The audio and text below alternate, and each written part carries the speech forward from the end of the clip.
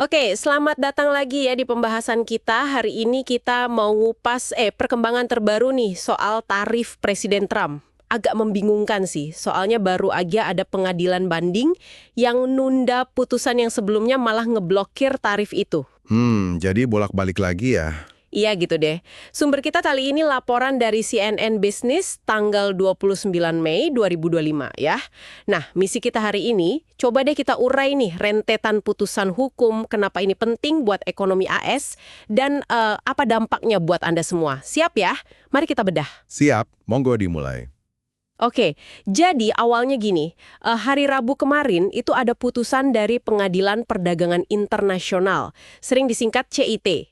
Ah iya, CIT. Nah, mereka bilang Presiden Trump itu nggak punya wewenang pakai Undang-Undang Kekuatan Ekonomi Darurat Internasional. Itu loh, IEEPAA. Oh, IEEPAA yang sering dipakai buat sanksi itu ya, bukan buat tarif biasanya.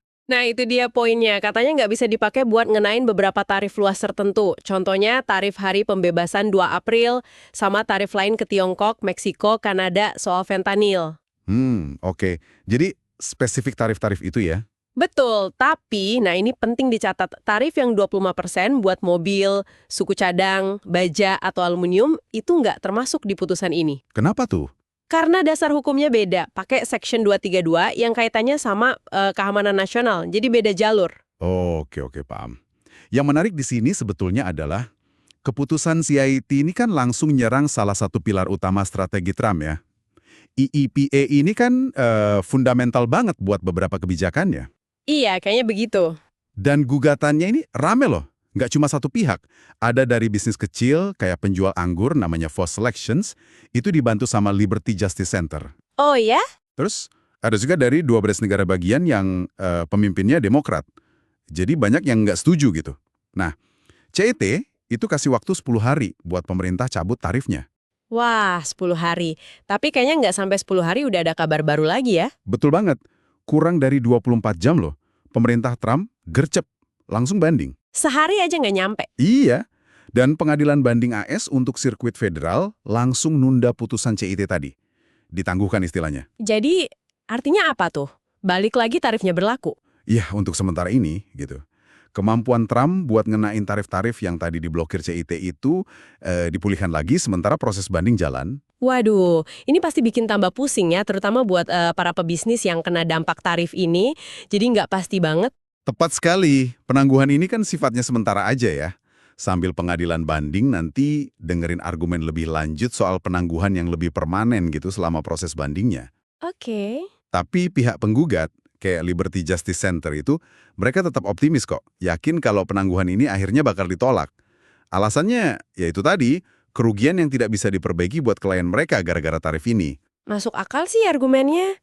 Kapan mereka harus kasih argumen lagi? Pengadilan banding minta argumen tertulis dari dua belah pihak paling lambat awal Juni nanti. Jadi sebentar lagi. Oke. Nah, sementara proses hukumnya jalan terus nih, gimana reaksi dari Presiden Trump sendiri? Pasti nggak diam aja kan? Wah ya jelas nggak? Presiden Trump langsung keluarin unek-uneknya di Truth Social. Keras banget reaksinya. Oh ya? Gimana katanya? Dia bilang putusan CIT itu ngerusak kekuasaan presiden. Terus nuduh hakimnya itu benci sama dia. Sampai minta Mahkamah Agung buat segera turun tangan batalin putusan itu. Wow, sampai segitunya ya? Iya. Terus timnya juga nggak kalah vokal. Penasihat dagangnya, Siti Ternavaro, dia negesin kalau agenda tarif Trump ini hidup, sehat, dan akan diterapkan. Maksudnya gimana tuh? Ya intinya mereka nggak akan mundur. Katanya lagi menjajaki semua opsi strategis. Jadi nggak cuma ngandelin jalur hukum aja. Menarik. Ada sinyal lain? Ada. Sekretaris Pers Gedung Putih, Caroline Leavitt, itu malah nyebut Hakim CIT sebagai hakim aktivis. Jadi nadanya emang konfrontatif gitu. Wah, panas ya situasinya. Ini kayaknya lebih dari sekedar soal tarif ya. Ada isu yang lebih besar di baliknya. Kalau kita lihat gambaran besarnya, iya banget. Ini nunjukin lagi pertarungan yang terus-terusan terjadi soal batas kekuasaan presiden. Khususnya dalam kebijakan perdagangan.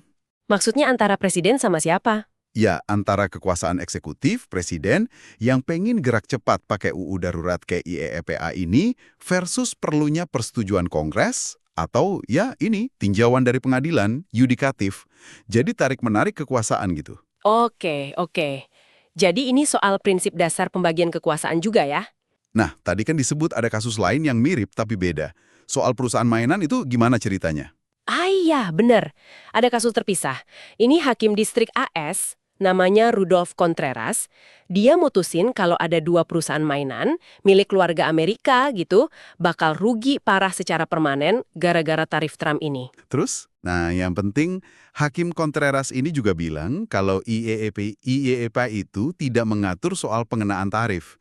Sama persis argumennya sama yang di kasus CIT. Oh, jadi ada hakim lain yang setuju ya kalau IEEPA ini penggunaannya dipertanyakan buat tarif. Terus gimana kelanjutan kasus mainan ini? Nah, ini uniknya. Meskipun hakimnya setuju sama perusahaan mainan itu, dan awalnya ngasih perintah buat ngelindungin mereka, Tapi, dia nunda perintahnya sendiri selama 2 minggu. Kayaknya udah nebak gitu, pemerintah pasti banding. Dan bener aja, pemerintah langsung banding. haha, udah bisa ditebak ya.